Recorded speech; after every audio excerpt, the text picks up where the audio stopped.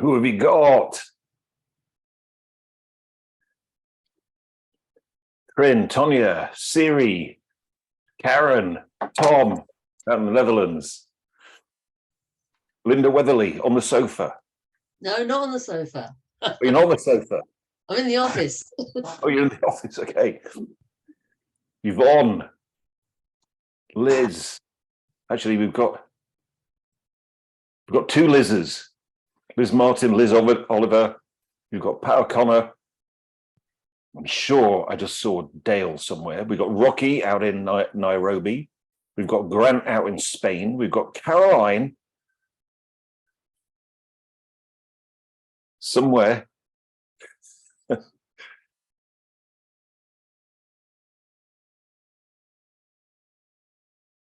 Saskia, also out of the Netherlands. Pam, it's Pam Salmon, I think. Hi, Pam. Gert out of the Netherlands as well. Caroline de A. Natasha. More people coming in now.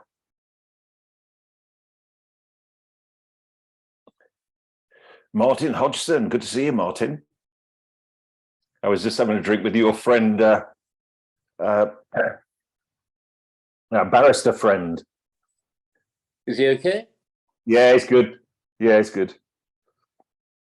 Yeah. Frank out in Florida. We've got Ken James.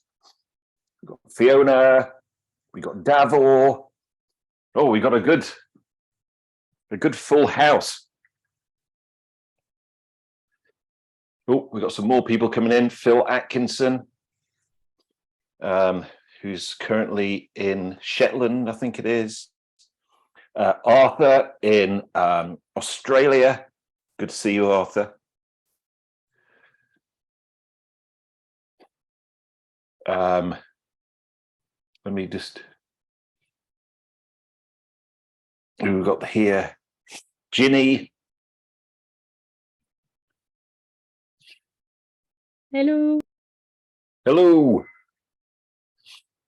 So, happy Valentine's Day. Thanks for joining us this evening. Oh, there's Phil.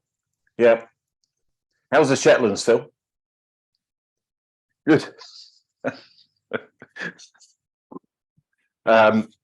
So we have a slightly different video set up this particular one. So any feedback on the video quality particularly would be very welcome. And tonight we're going to talk about, I think this is the 4th episode in Everyday Magic, Pattern Interrupts. Okay. So, oh shit! Is that your fucking dog? Get it out.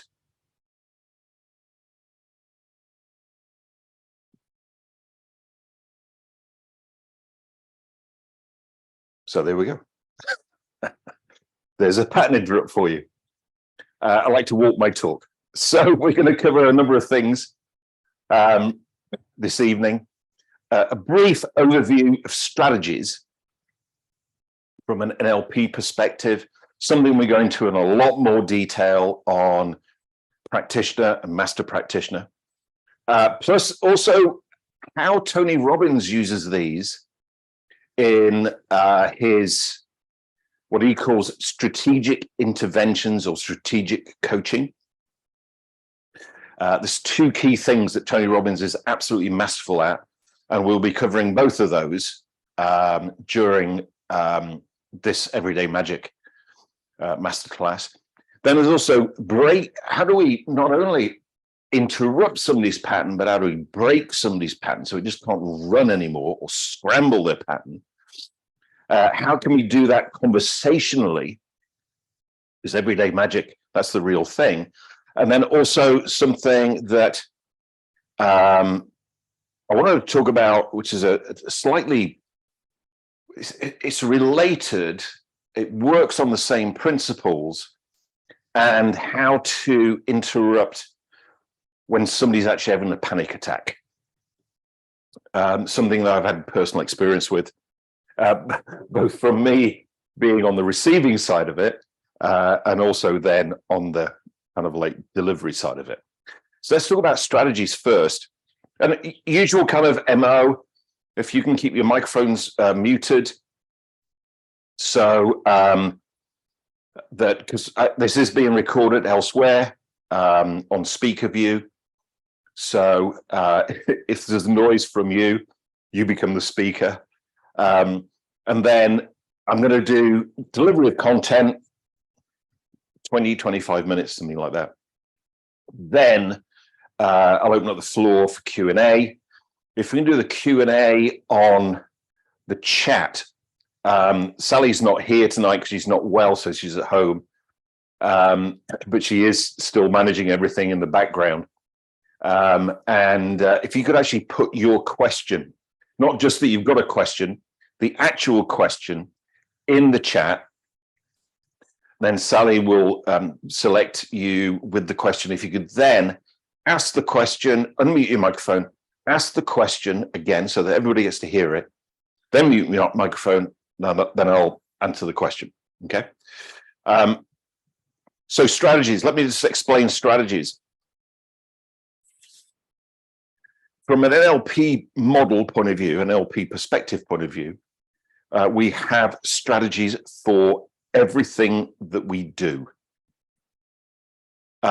We've already talked about this in previous sessions when we talked about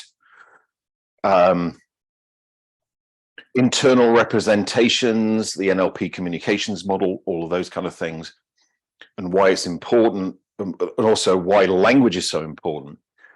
But we have strategies for everything. And a strategy is built out of internal representations, which would be built out of visual, auditory, kinesthetic, auditory digital, which is our internal dialogue, and olfactory and gustatory. So a strategy is something that we run internally, normally unconsciously, which leads to a particular state, which then leads to a particular behavior. And we have a strategy for everything, everything that we do well and everything that we don't do well. Although, to be honest with you, we do everything well. You know, I often say with my clients when I'm working with them around a phobia is that they do it excellently in that they've never forgotten to do their phobia. They do it every single time. Whereas, you know, I can't even remember when I've got to take the bins out or when the cleaner's arriving. Yeah. So we have a strategy for everything. And what a pattern interrupt is where we've got a strategy that somebody's running that's not a useful strategy, as in it leads to a negative kinesthetic, therefore leading to a disempowering behavior. And what we do in the middle of that strategy is we interrupt it. Now, these strategies run very, very fast. So when we've calibrated the strategy, what we need to do is we need to interrupt this strategy really, really quickly by doing something like I just did with you, where I went, oh shit, run off screen, is that your dog? When there was no dog here. I don't have dogs.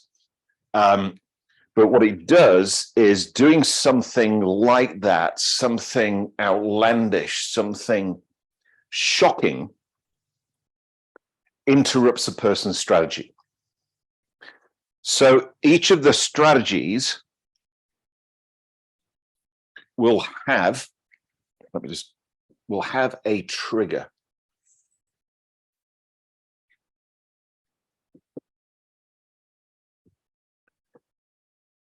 So when the strategy triggers, it runs. If you then, in the middle of that strategy, before it gets to run to the end, So let me give you an example of a strategy that I might have come across. Visual picture in the person's mind. This is a strategy of a phobia, by the way. Visual internal, then running to an AD, then running to a kinesthetic, internal, correctly meta, as in the way that somebody feels about something. And this is a negative K, as in the fear. Then when the trigger comes in,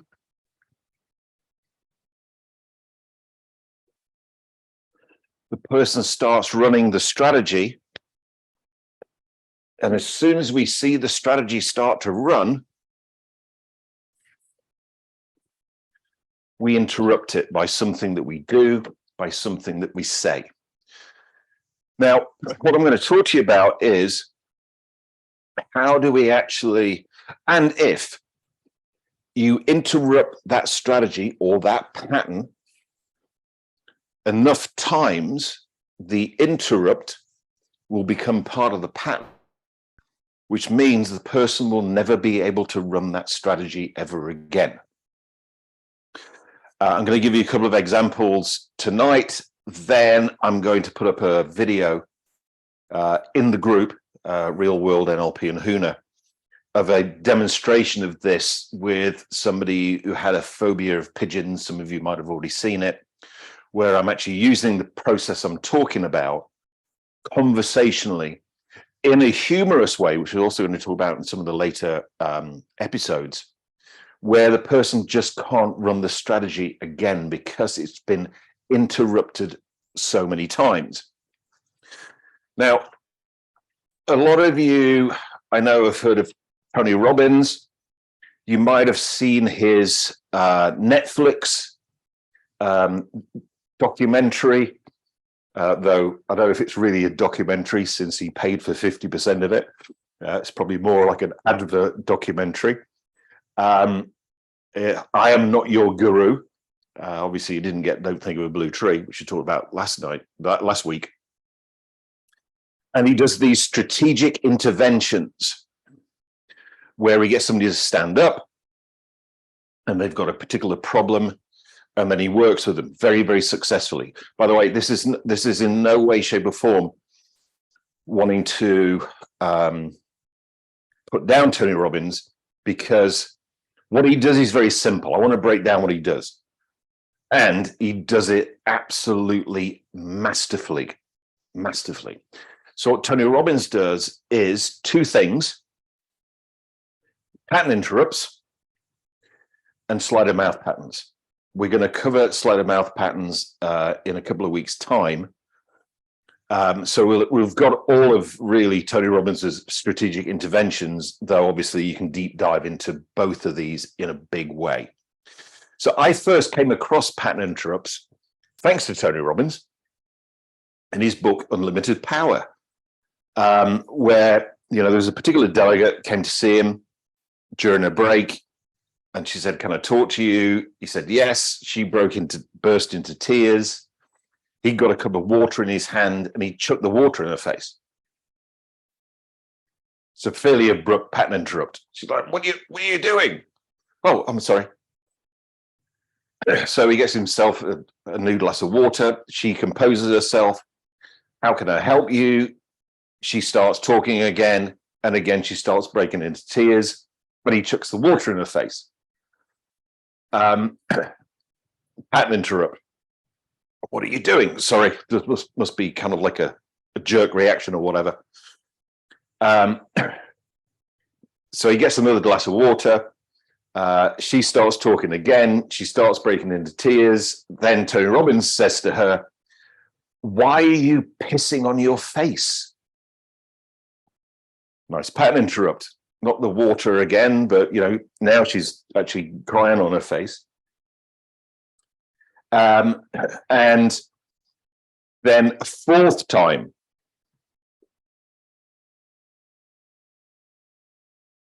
Fourth time he says, what's the problem? She starts talking about it. He just makes a move with his hand with the glass of water, and she bursts out laughing. Masterful pattern interrupts. Another one, if you watch the Netflix series, is with a young lady who has got suicidal tendencies. He starts to elicit the strategy, which we'll start talking about. And then in the middle of this whole thing, you also bear in mind she's standing up in front of 5,000 people, which puts people into an altered state anyway. He says, can you burp at will? And she's like, what? Can you burp whenever you want to? What? And he goes to the audience and says, is there anybody here who can do a burp whenever they want to? And this lady puts her hand up and says, I can do that. Can you teach her how to burp? So he brings her up on stage and she's doing that, swallowing the breath or whatever, lets out this big burp and teaches this young lady who's got suicidal tendencies how to do that. She goes and sits down. Then, the demonstration subject is running the strategy again, and not in any way near as effectively as she was before. And Robbins goes, can you fart? He goes, what? Can you fart at will? Like, can you fart whenever you want to? No. Okay, anybody here can fart whenever they want to? Bring somebody up on stage. Great example of pattern interrupts. So Tony Robbins, great on pattern interrupts. Obviously, the fact he's 6'9" or whatever it is helps. And being in front of 5,000 people helps as well. But that's what he's doing. He interrupts the pattern, and then what he does is he uses sleight of mouth patterns to reframe where the person is. And we're going to look at that later on in the series. So what we're wanting to do is to break the pattern or scramble the pattern conversationally. So to give you a big picture, and I'm going to post a video in the group of me actually doing this, because if we looked at a strategy,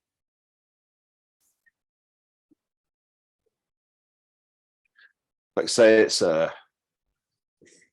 visual external with a visual internal comparison, followed by an auditory digital self-talk, followed by a kinesthetic internal, and what we're working on here correctly, just to have it's a total pristine NLP speak, kinesthetic internal meta, which is the way that somebody feels about something. Then we've got this particular strategy that runs, and what we're wanting to do is to interrupt that strategy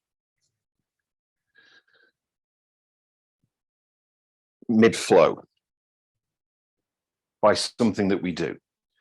Now, we can even go further than that, in that each of these steps in the strategy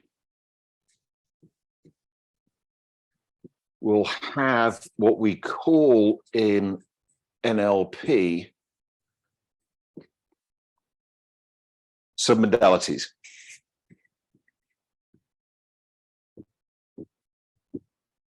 Oops.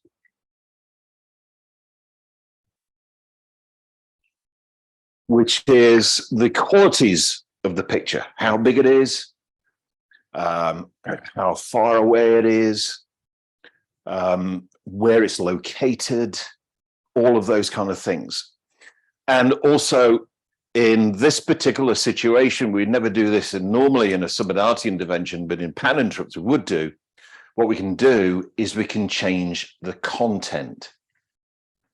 Because, in the video you'll see in the group, if somebody says, oh shit, it's a mouse, they're going to be saying it loud. It's more than likely going to be in their own voice, and it's going to be like an urgent tone of voice. Whereas if they said it in Donald Duck's voice, then it won't have the same impact, right? So what we can do is not only interrupt the pattern, but also scramble the pattern by changing the submodalities in this. And, this is a big picture overview. It's something that I teach on more master practitioner than practitioner. And I wanted to give you an overview, and I haven't got time or even a demonstration subject to be able to demonstrate it to you. So I'm going to put the video in the group with me working with a lady with a pigeon phobia. So what this does, and you'll see it in the video, it's very conversational. It's quite humorous. And what I'm doing is I'm breaking the pattern. And then what I'm doing each time I break the pattern is I scramble the submodalities. Yep. To the point where after about 10 minutes, not saying that the demonstration subject was comfortable with pigeons, but she certainly didn't have a phobia anymore. So I've scrambled the strategy. I've broken it with humor. You'll see each time that she attempts to run the strategy, I stop her by saying something else. So here's the other thing with pattern interrupts. They won't work if you're polite. You've got to be rude. You've got to interrupt people, and you have to do outrageous things. Yep. So, because if you let the strategy run to the end, it's just not going to. You're not going to be able to interrupt it. So you've got to interrupt people. Now, when I was a kid, I was always taught don't interrupt people. Whereas with pattern interrupts, you've got to interrupt them. Okay. And we can do it in a conversational way, which you'll see in that particular video. Now, panic attacks.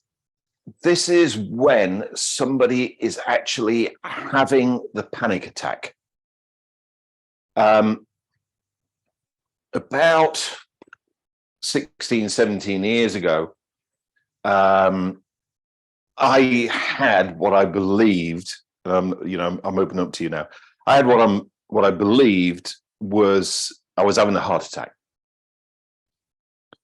And my then general manager, who worked for me, now Sally is replaced, Deborah said, okay, I'm going to take you to the hospital. It'll be quicker if I take you in the car rather than calling an ambulance.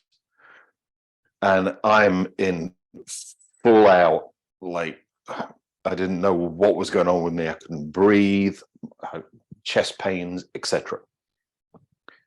I get to the hospital. Deborah drops me off at the hospital.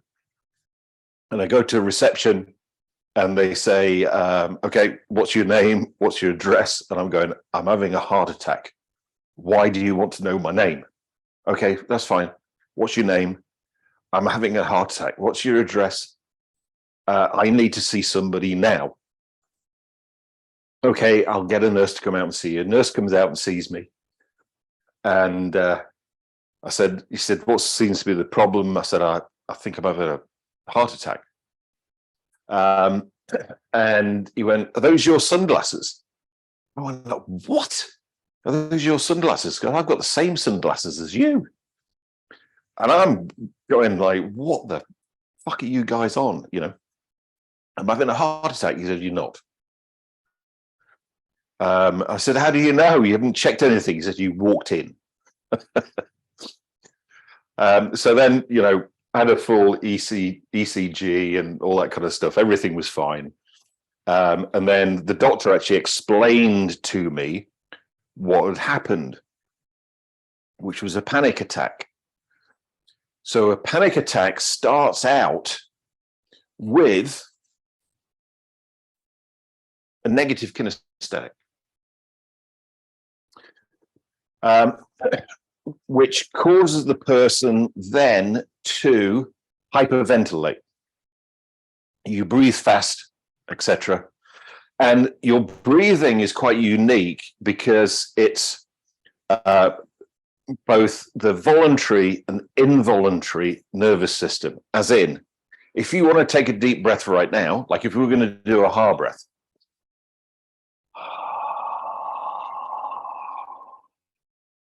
voluntary nervous system. Yet when you're asleep at night, your nervous system keeps you breathing, involuntary nervous system. So what he explained to me was that when your brain detects that it's got too much oxygen in the blood, it goes over to the involuntary nervous system and stops you from breathing. Which, of course, when you're in the middle of a panic attack, you're going, I've stopped breathing. So you stop breathing again. And it goes into a downward spiral to the point where certain people, not me, certain people actually pass out at that point in time.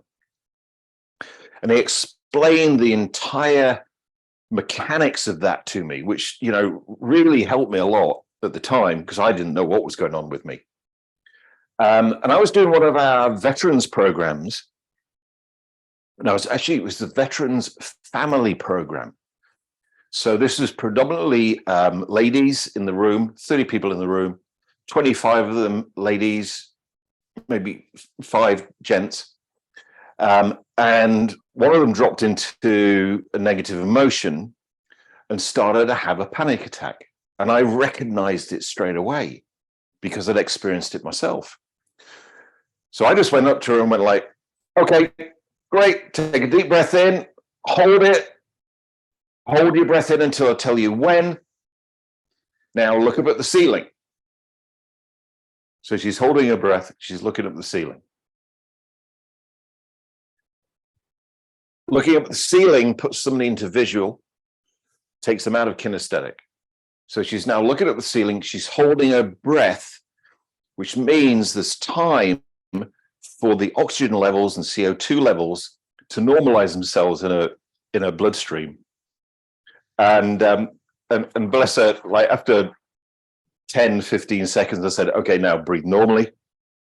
And she said to me, what the fuck did you do? And I said, I didn't do anything. You did.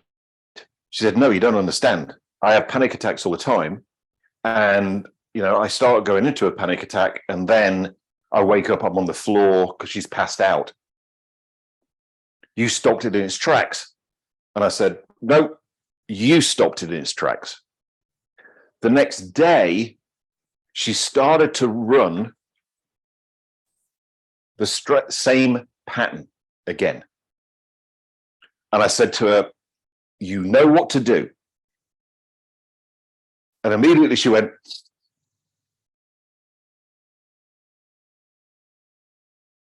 fuck. So that's how you interrupt these potentially negative patterns that can appear as panic attacks. So that's a big picture on pattern interrupts. We'll be looking at different ways of doing this, and then also how do we overlay other linguistic things over the top of that. But that's the general gist of pattern interrupts. So I'm going to open up the floor now for Q&A. Let me just see if my speaker is still on.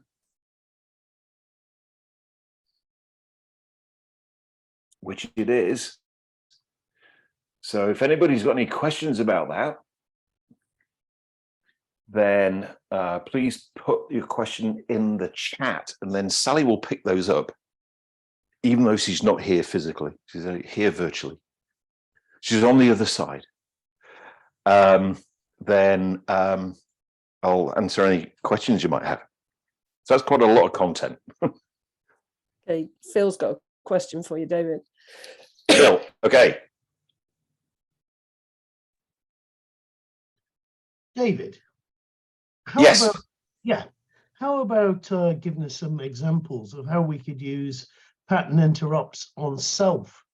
I mean, I remember when my kids were young, that if ever they fell over, this is after your training years and years ago, if they fell over or hurt themselves, I used to say, especially to my son who did it all the time, how's the leg? And he'd be crying, and I'd say, look up, look up, look up. Yeah. Yeah, and he'd go, why? What am I looking? I said, just look up there, and he'd stop crying. Yes. And Yeah.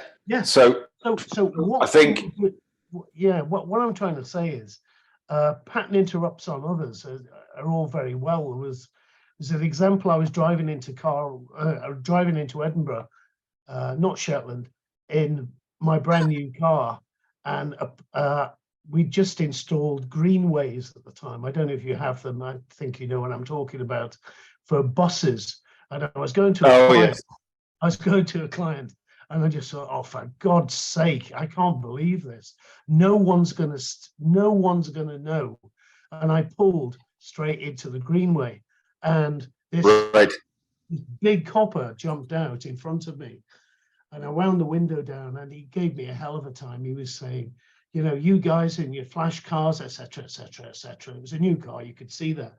And immediately, Yeah. for self-preservation, I just hammered my hands on the steering wheel, with mad gusto, and also was shouting at myself, you jerk, what are you doing, you selfish Burke. And it changed his pattern in terms of, he said, okay, sir, don't take it too, just be more careful in future. Right. So Yeah. what examples can you give us of pattern interrupts that we can apply on self when we see On ourselves self. negative? You've got a couple of things there, Phil. Not only pattern interrupt on self, but also pattern interrupt on Hopper. Yeah. So I think Phil, actually, just to put a date frame on it, you did practitioner with me in 1994. When I was a young man. So was I. And I remember the hotel very, very clearly. I think it was in King's Cross somewhere, if I remember rightly. So, you know, you can recognize a pattern of your own, and you know, quite often problematical patterns end in a kinesthetic. Like a kinesthetic internal meta, as I mentioned. How do you feel about something? Angry, sad, afraid, whatever it might be. So if we recognize our own patterns, then we can interrupt that pattern by changing our state before it's got this far. You know, when I was a kid, we always had this thing, you know, if ever you get angry or whatever, take a deep breath and count to 10. That was one of the things my dad used to say. It's one of the things my grandma used to say. And from an NLP perspective, that's perfect, because the thing that changes your state more than anything else is your physiology. And out of your physiology, the one thing that changes your state more than anything else out of your physiology is the way that you breathe. So actually taking a deep breath, or, you know, just doing a couple of hard breaths, you know, you're in the situation, you're in the car, you're getting wound up about whatever it may be.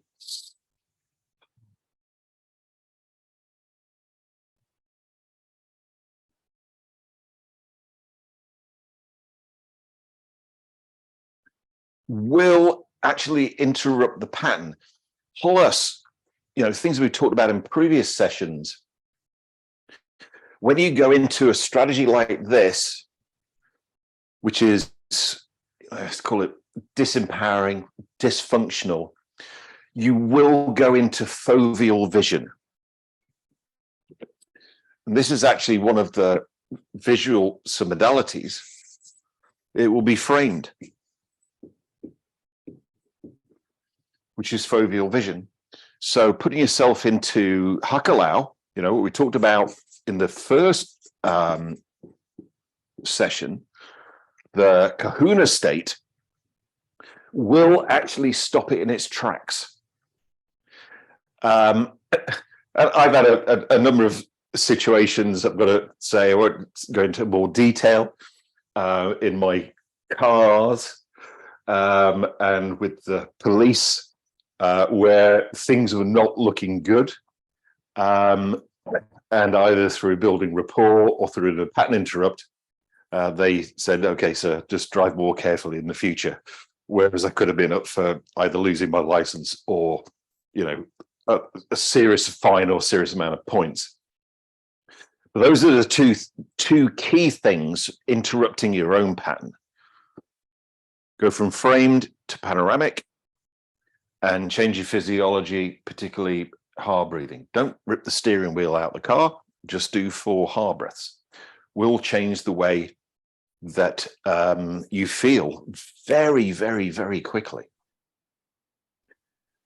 Does that answer your question, Phil? Yep. Excellent. Brilliant. Thanks, mate. Thanks for being here. Okay, Devil's got a question next. Davor. Hello, David. Hello, everybody from Croatia. Okay, so my Thank question you. is, hey, yeah, my question is how to break the pattern of very angry person, for example, in customer complaint environment, speaking in person. You know, you leave Yeah, person yeah. to say everything, you listen and everything, and at some point in time, you see it will not stop. You know, that they are, you know, recapping all the things all the time. Okay. Yep. Makes sense? A question? Yep. Okay. So this is by over telephone, voice. Is that correct? It's in person. So you have people Face to face. Face to face, yeah. Okay. Yeah. So, and I've had this situation, which I'll talk about. So you've got NLP 101, pace, pace, pace, lead. The lead is the interrupt.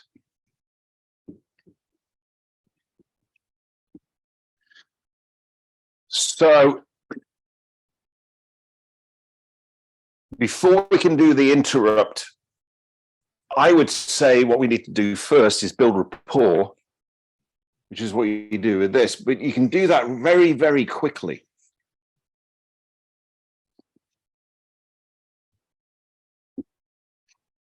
So, you know, this is something that I have taught telephone customer service, you know, because people call customer service when they've got a complaint. I mean, when do you call customer service to say that you're happy? I don't think I've ever called customer service to say I'm happy. Just think, you know, you're just a wonderful bunch of guys. It's always because something's gone wrong and the person is frustrated, angry, annoyed, whatever it may be. So what we want to do is to pace their voice tonality and face-to-face their physiology.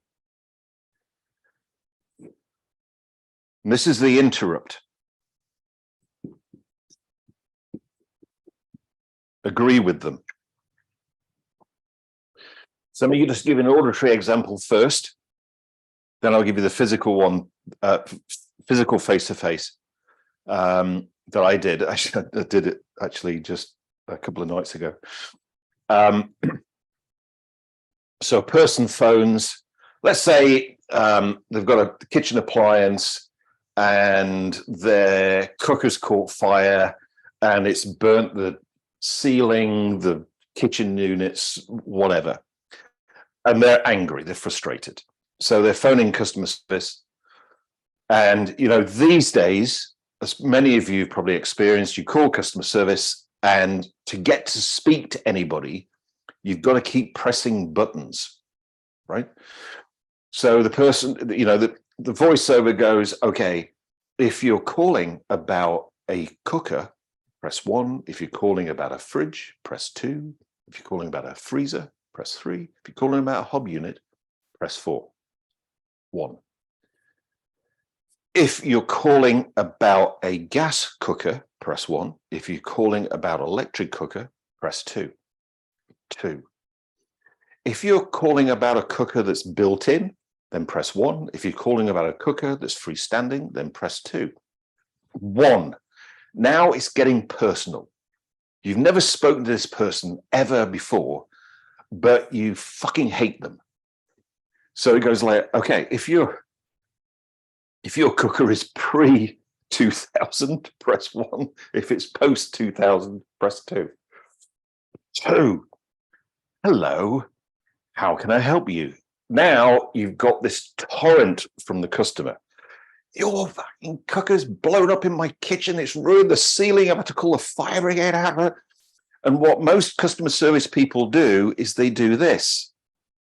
Now, calm down. Everything will be okay. And I think all of us have that experience when somebody does that to you, when you're frustrated and angry, it just blows it through the roof. Whereas if the person on the phone said, if that happened in my kitchen, I'd be fucking angry as well. Let's see what we can do about it. Where are you going to go? Paste, agreed, interrupt. Because they're not expecting somebody to agree with them. It takes quite a lot of bravery to do that. And every single time I have done, it works brilliantly.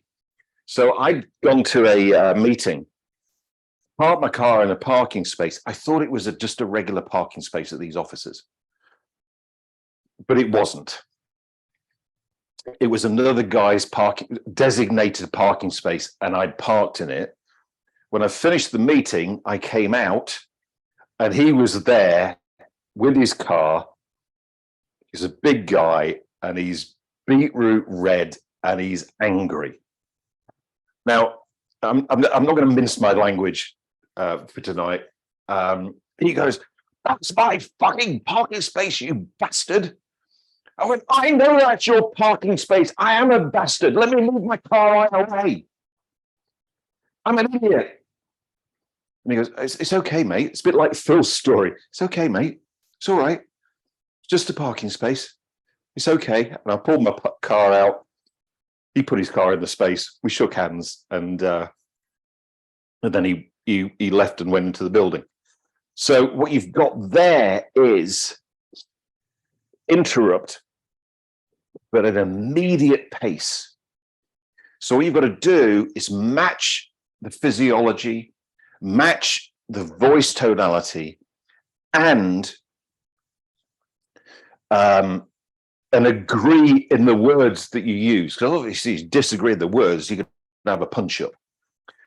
But if you match the voice tonality and you put all the blame on yourself, and then lead it to, let's see how we can sort this out, it's all done in a matter of seconds. People have, see, if you effectively interrupt somebody's pattern, it happens as quick as that. It's real quick. Literally in the blink of an eye. Second, or maybe a little bit more than that. But that's the strategy that I would use with customer service, whether it's on the telephone or whether it's face-to-face. Does that answer your question, Davor? Yes, thank you. Perfect answer. If I may add one addition to this. So, for example, if you have a public speaking and you have press conference, I would say 30 press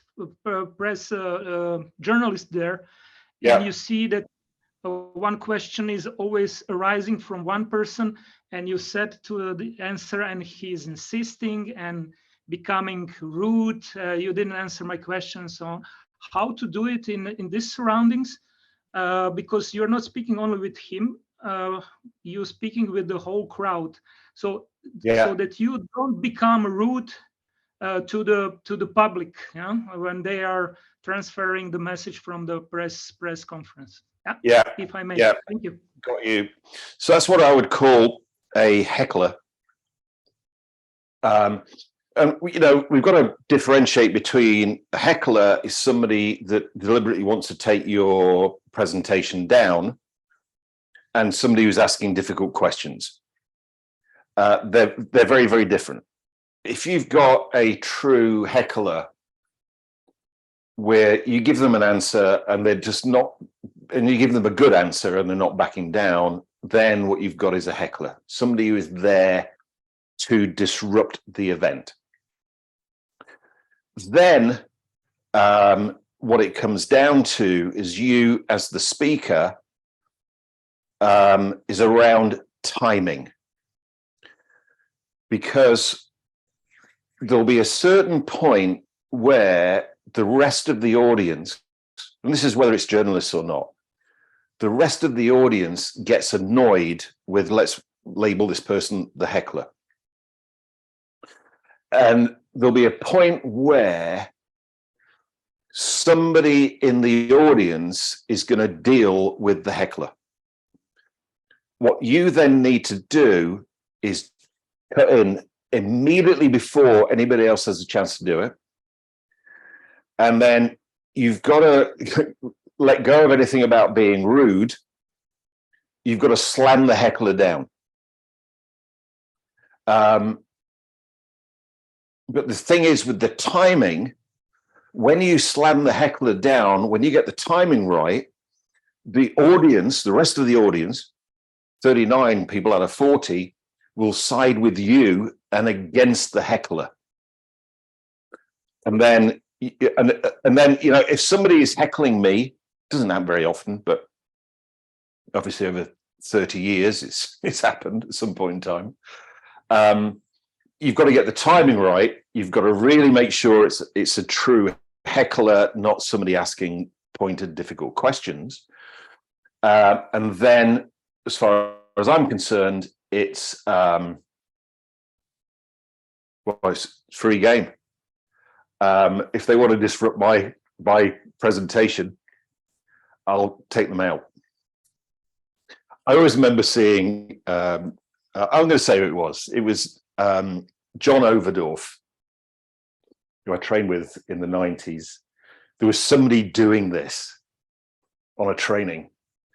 And what he did was he switched off his radio mic to walk up to the person to make it appear that he wants to be not heard by anybody, but then he raises his voice tonality so that everybody can hear.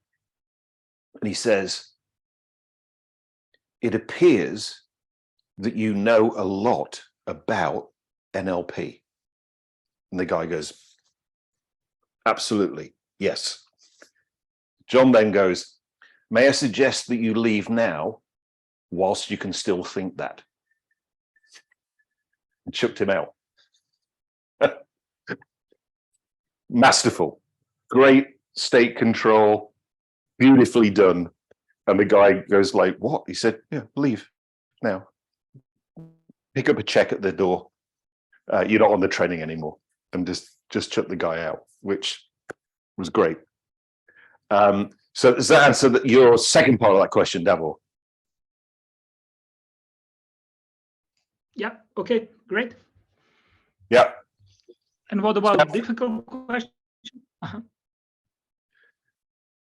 Well, difficult questions is your problem, not the audience's problem. Good. So, difficult question is one that I can't answer, or don't want to answer. The more you present, the more you speak, the less of that they just disappear. And then it comes down to your state control, really. So, I used to get difficult questions,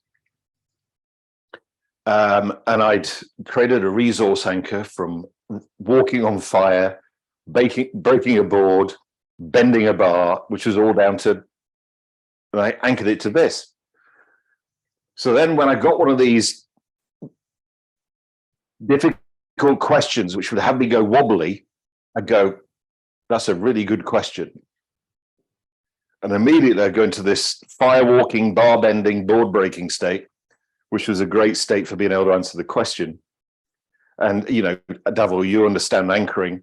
After a while, being asked a difficult question, I didn't need to do that anymore. It just put me into that empowering state. So now, having difficult questions puts me into an empowered state, and then I stop getting them, paradoxically.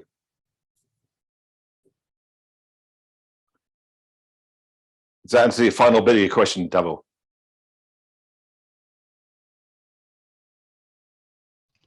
Yes, thank you. Cool. Thanks, Davil. Great questions. Thank you. Sally, Okay. any other questions? Yeah, Andrea's got a question. Andrea Lambert. Okay. Andrea.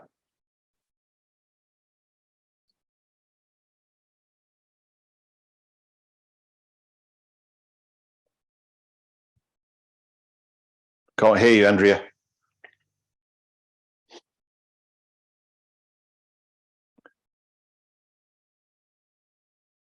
Where a pattern happens so fast, you're in it, then you're regretting your response. Do you know what I mean? So somebody does something and you respond really quickly, and it's like if once you get angry, you've lost the argument, if you like, because the best way to find a solution is to remain calm and or have a sense of humor or that kind of thing. And basically, it's the bane of my life. I would love to be able to have that ability. So we're talking about interrupting our own patterns. Interrupting our own patterns, yes. Rather than somebody else's. Okay. But the speedy, because you're saying about doing breathing. No, it's like a threshold thing. Yeah, they're all fast. You know, I can draw these things out. And strategy runs in an instant. Your own strategy, you've got to be fast. So you've got to know what the triggers are. And when you know what the triggers are, then you know this thing here, the trigger, is what has this thing run, and this will run real fast. So when you see the trigger, I would say the thing to do is to walk away. It's too quick. I mean, I totally get that there's a You trigger. But you need to know what Yeah. you need to know what the triggers are, because once it starts running, then you know it runs so fast. It's difficult to interrupt your own pattern once it started running. Can I give you an example? Might make a bit more sense of my kind of question. Well, what triggers you, Andrea?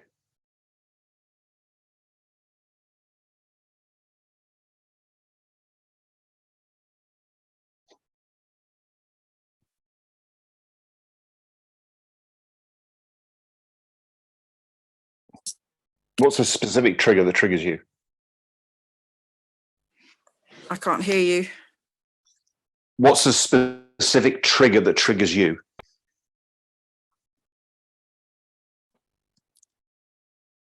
Can you hear me now? I can hear. No, yeah, I can hear that. What's a specific trigger that triggers you, Andrea? Okay. It's a little bit of a personal thing to share.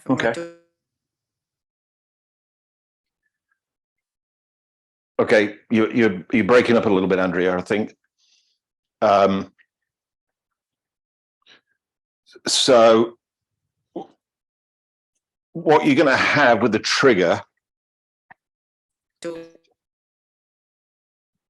It's outburst, if you like, from me, like Yeah, that's the response, though. That's not the trigger.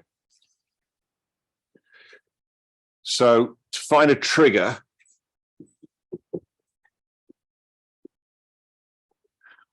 it would be something of the format of whenever X happens, I, Y.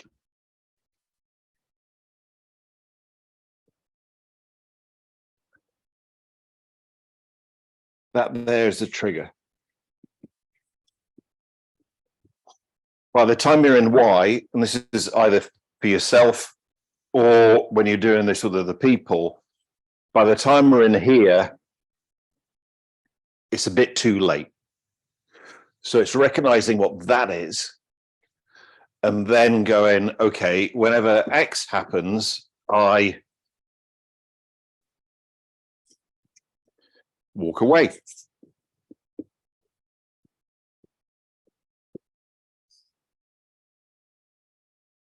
As an example. And, you know, will that break rapport? Will it break the other person's pattern? Yes, it will. Because some people say that's rude. Yes, they can. But it's better than Y. Get your state sorted out, and then what you've got there when you do that is you've got two pattern interrupts. You're interrupting your own pattern, and you're also interrupting their pattern.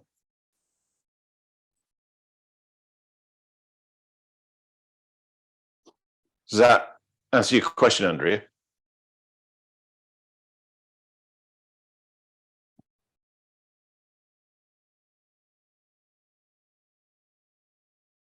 I think possibly Andrea's lost her internet connection.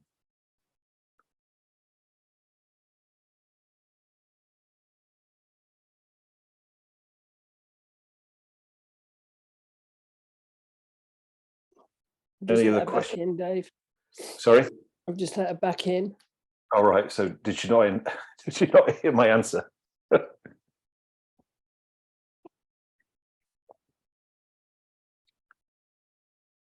Andrea, did that answer your question?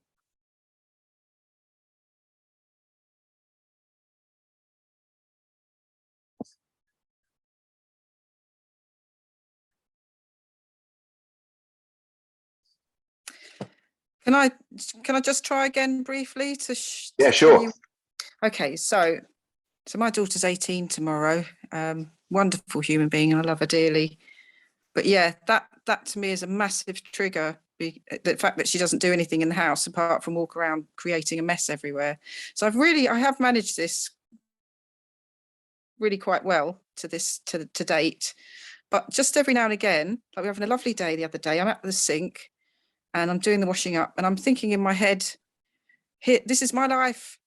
You know, my whole life is about cooking, cleaning, shopping, picking up after her. And suddenly, suddenly I'm losing it. So I've changed this lovely day into this fractious moment. But that's the kind of thing. It's as if it's this build up, and then I just lose control. And I don't know at what point is the trigger, because it's just like it's like a story of the entire past all coming and hitting me like a freight train. Right. And then So, releasing. you know, what we're talking about here is pattern interrupts, and also what there's the potential for, which, you know, pattern interrupts work in the moment, but you know, with this kinesthetic internal meta here, I haven't got a glass here, but normally what I do is a metaphor of a glass is your neurology and the water is the emotion. Mm-hmm. And over time, what can happen is the glass can get full.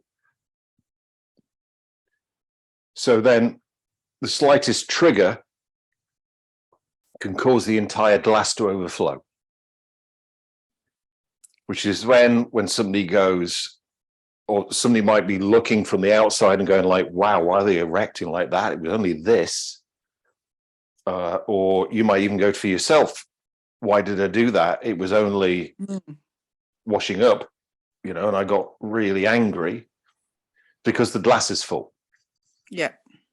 So that's when what you would do with that is something like timeline therapy, or mental emotional release, or HUNA, to empty the glass, to do a reset. Right. Yeah. Mm-hmm. Because that's full. Yeah.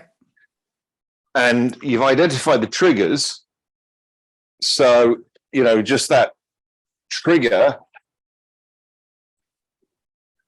you know, it appears that it happens in an instant, but it doesn't. It builds up. So the sooner you can go, okay, there's the trigger, few pots not been washed up, dealing with it at that stage rather than let it overflow is a good way of interrupting your own pattern. Yeah. Mm-hmm. And ultimately, the way of sorting that for good is to release emotions like anger, sadness, fear, hurt, and guilt from your neurology with something like a mindset makeover seminar, enables people to do that. Okie doke. Yeah. It's oh my gosh, yeah. There's one other thing actually, which is similar to that, and it's probably the same answer that you've just given me, but it's like other people as well. Again, an example, the job that I'm doing at the moment, there are some people that oh God, I feel like I'm going to make a sentence that's full of meta model violations actually, but like some people who if there weren't any meta model violations in it, it wouldn't be a problem, Andrew. Yeah, I think it's called life, isn't it? Really, it's one big meta model violation. Yeah, let's say somebody has spoken to me like a child, and I think that's very unprofessional, or it's not necessary. I'm brilliant at understanding, having empathy for them, because obviously if somebody speaks to you in that way, it's their stuff that's going on for them. And it's ever so funny actually, because when that happens, it's that whole paradox thing, and your projection, you know, I start realizing all the people that I speak to in a condescending way or whatever. But yeah, it's that knee-jerk reaction, and it's a slightly different context because it's not me and my daughter, it's somebody talking to me like a child or like an idiot or something like that. And I want so much to be able to remain present and give them a pattern interrupt, but I'm already halfway down the track. So hopefully I can walk away at that point and take a breath. But sometimes that doesn't happen, and then I'm kind of feeling annoyed with myself because I couldn't maintain that state control. So the emotions that you're relating to that, with somebody speaking to you in a, you know, like you're a child or an idiot, whatever, can you get in touch with those emotions now? What if somebody's talked down to me or something? Can I get in touch with the emotions? Yeah. I don't know really. A little bit. I'm imagining back to a moment the other day. Pardon? I said I thought you were good at this. I think I'm good at this. Yeah, I do find it difficult to relive it though. It's that if I'm in the moment, I'm more associated where Unbelievable. where when I'm trying to relive it, it's not as easy. I think you're wasting my time. Do my best to get as angry as I possibly can, but Well, here's the thing. I'll tell you something, Andrea. When I was running the veterans program, I got this guy. We were doing Ho'oponopono, which is a Huna process. And for those of you who don't know about it, what you do is in your mind, you build a stage, you put people on the stage, and you tell the people on the stage, I forgive you. Do you forgive me? And then you cut your energetic connection and you let them float off the stage. And this guy, these are big guys, obviously, ex-army. And this guy goes to me, but David, what happens if I've got this guy on the stage that won't forgive me? And I said, well, take a look around the room. And these are military, right? So they're trained. So he's like doing this. And he says, what am I looking for? I said, the bloke that won't forgive you. And he goes, well, he's not here. I said, exactly. And he goes, oh. It's got nothing to do with him, has it? I said, no. This is all about me, isn't it? I said, yeah. So I can't use this as an excuse in my life anymore, can I? I said, no. At which point his words were, fuck. Because if you can, the problem is never outside of you. If you're feeling the emotion, it's you. It's got nothing to do with the other person. And then we need to go and work on ourselves to release emotions or whatever it may be. Yeah, 100% with that. I'm absolutely fine. I take responsibility for myself a huge amount. I'm just not quite sure where to start with the whole, working on myself as a personal development project, if you like. But one thing I would like to say from the Ho'oponopono point, and having done, because I did a second-hand TAD, so Bruce Farrow, because he trained with TAD, and I trained with him, etc. Yeah. Myself and my daughter, we use I've suggested a long time ago to her that we use the "Do you forgive me? I forgive you," and we have to say "Do you forgive me" first, because if I say "I forgive you," then she's like, "What do you forgive me for?" Do you know what I mean? So we always use that whenever we have an issue. We use those phrases between us, and it's really, really helped over the years. So we're both taking responsibility for our own part. And I always say to her, it doesn't matter whether you think you're right. You're always, what's the saying? Doesn't matter how thin you slice it. There's always two sides. So yeah, as my grandma Shepherd used to say, there's always 6 of one and half a dozen of the other. An extra thing you can add to Ho'oponopono is the North American Indians had a similar tradition, but they had the idea of, because Ho'oponopono used to be face to face, like you're doing with your daughter, and they'd have the peace pipe. I've just picked up a pen here. Yeah, it's not a peace pipe. The pen of peace. But they had a pen of peace. Well, be careful how you say and that. Only when the person is holding the pen of peace can they talk, and the other person can't. So then, sometimes to get Ho'oponopono and forgiveness both ways, people need to say something. And then, what happens is the other person interrupts them. But that's not allowed when you've got the pen of peace. So you're holding the pen of peace, you empty out, then you give the pen of peace to your daughter, and she empties out, and that will bring the whole thing into control. Yeah, I think I'll take a pen of peace with me everywhere. From now Make sure on. it's a nice pen. Thank you, David. Or you could always have a sword of peace, which will get a different response. You have the sword of peace. I think I'll stick with the pen, thanks. Really enjoying this. Fantastic. Oh, sorry. I'm ever so sorry to take up time, but something you said a couple of webinars ago about silence, standing on the stage to get over stage fright and just remaining silent. Right. It's the most powerful thing to listen, to truly be able to listen is just Yeah. amazing. Keep your gob shut and open your ears. And I think that's a really good Yep. rule of life. And on that People note, say that's why we've got 2 of these, 1 of those. thank you very much. Always enjoying this. Right. Thanks, Brilliant Andrea. stuff. Thanks for being here.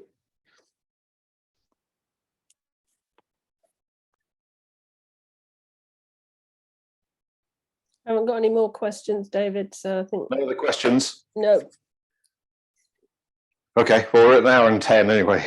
It's my usual 20 to 30-minute limit has gone. So was that good? Was that useful tonight? Yeah. Good. I'm just loving the fact it's generating lots of other conversations and all that kind of stuff, which is what this is really about. So I'm going to get into editing the video for this, so that any of you that couldn't be here online live with us will get that probably tomorrow, and we'll see you again next week, Tuesday, 7:30. I think it will still be UTC, because I don't think we've gone into British summertime by that point in time. Yeah, thanks for joining us. Really pleased this is useful, and we'll see you next week. See you guys. Bye.